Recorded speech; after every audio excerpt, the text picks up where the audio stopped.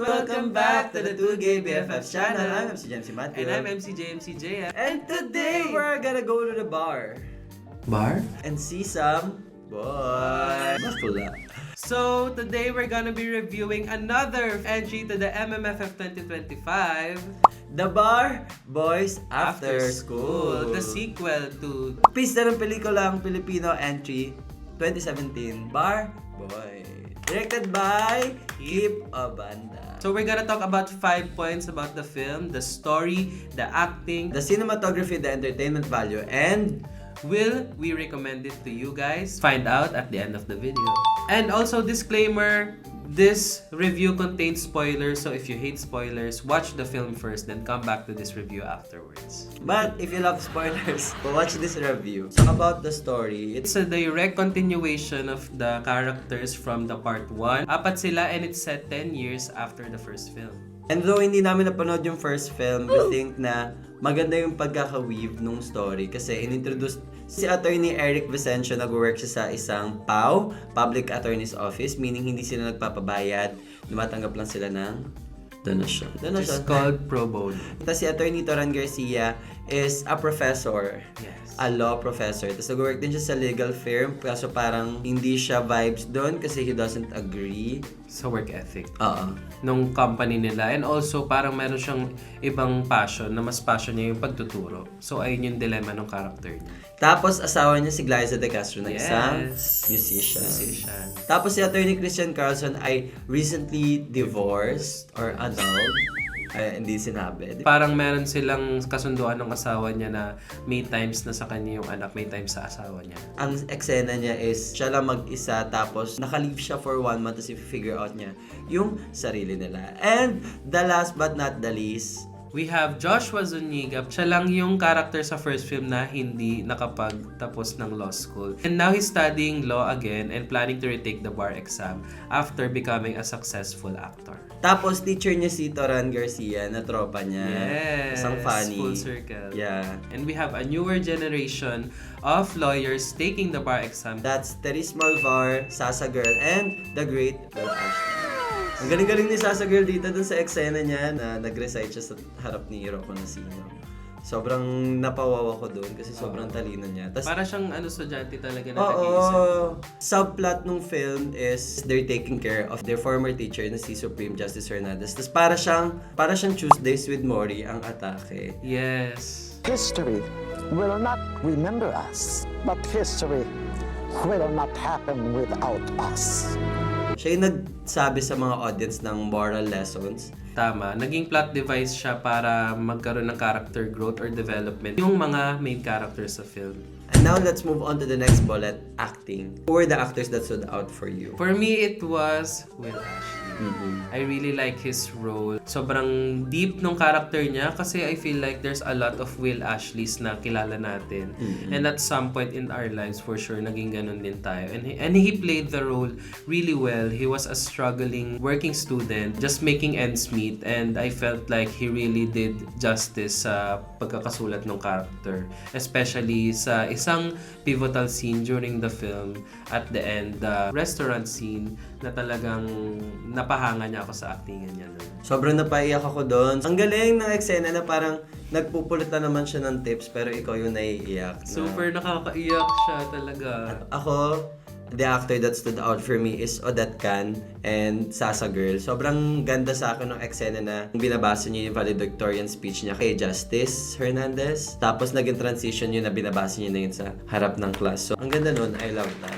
Ang galing dito ni Sasa Girl. Sasa Girl was really a highlight for me. So, sobrang galing ni Odette Can. Pinakita talaga na veteran talaga siyang actress. Oo, nandun yung stiff and firmness na makikita mo sa mga terror na professor. Pero meron din siyang vulnerability or side na pinakita na parang she's at the end of her life and she's being honest and true sa mga taong nakakasalamuhan niya. Also, congrats kay Miss Odette Can dahil nanalo siya recently sa MMFF Awards Night for Best Supporting Actress. And I have to give props din pala kay Rocco Nasino. Ang galing niya dito sa teacher. Nung ina-advise niya si Will Ashley, naramdaman ko talaga yung pagka-teacher niya. Sabi niya na, when we have nothing, pride is all we have. Kasi nga, All you need is pride. All you need is pride.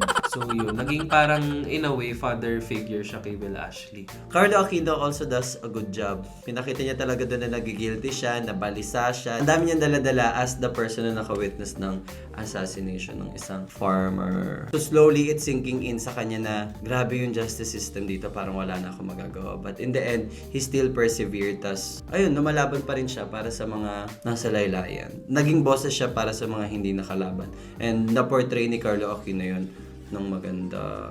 And for the third bullet point, the cinematography, I thought the film looked really nice. Maganda yung color grading niya. And consistent siya all throughout eh. Yung look niya parang improvement nung Bar Boys Part 1. And I really like the framing, especially yung part na nasa hospital si Odette Can tapos umuulan, tapos nasa labas yung camera. I thought that was such a standout shot. For the fourth bullet point, was it an entertaining watch? Sobra. Hindi ko naramdaman yung length ng film.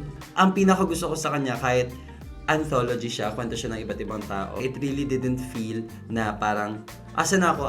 I didn't feel lost and I was entertained all throughout. Ikaw?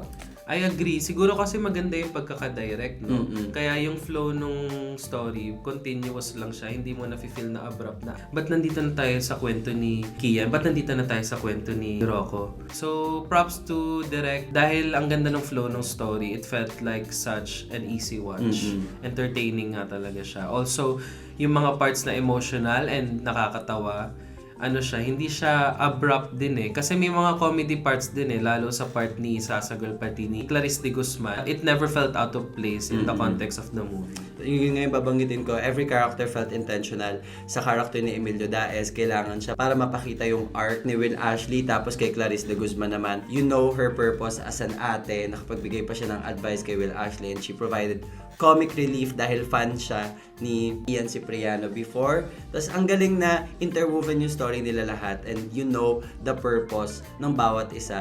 Lalo na sa character ni Therese Malvar na she's a lawyer hailing from the mountain province. Tapos iba talaga yung pangarap niya pero dahil sa quarrying issue sa kanilang probinsya, kailangan niyang mag-law kasi walang nalaban sa kanila. And ayun, nakita ko yung intention dun sa character niya kasi siya yung sumasama sa 4 boys sa kanilang trial. And in the end, nag-pay off siya kasi siya yung kasama ni Carlo Aquino tas pinakita yung yung ending shot. So it was really entertaining and apart from that, binukas nito yung mata natin sa mga social issues, lalo na sa legal issues, legal disparities, lalo na sa mayaman tsaka sa mahirap na wala ka talagang boses kapag mahirap ka kasi kayang-kayang paikutin ng mga mayaman ang justice system sa Pilipinas. Kaya ang pangalan ni Odette Can ay Justice Hernandez. Ano daw? Tama. So I like it. It was really entertaining.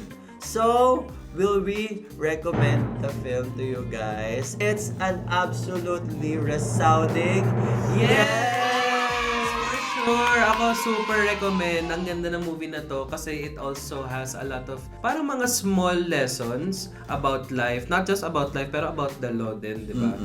May matututunan ka sa mga scenes sa classroom. Ang ganda ng mga scenes with Miss Odette kasi nga parang may pagka-existential siya, no? Na mga life lessons. So, maganda siya panoodin talaga. Lalo na with friends, I would say. Oo. Kasi sa dami-dami ng subplot and ng mga themes na tinakil ng story, I feel like at its core, it's a story about friendship. Though I really recommend also watching it with your family kasi kahit bata manonood, wala man sa isip mo mag-law, it makes you think na there's more to life.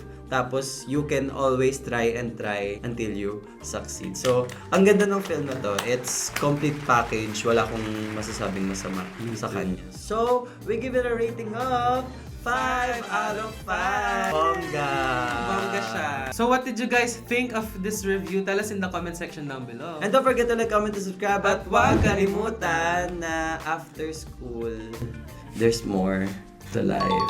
Watch Bar Boys After school. Still in cinemas nationwide. Bye. Bye. About the director. So, Keep Obanda is behind Balota. Yeah. The 2024 film with Marian Rivera. A Cinemalaya entry. Yes. Did it Tapos, win Best Picture? Alam ko nanalo yung Best Actress si Marian. si Marian, no? Tapos yung sa may ka-share siya ng Best Actress. Though it didn't win in the Cinemalaya, and Lee Wise, starring Liza De Castro, nandito din siya sa film na to. Yeah.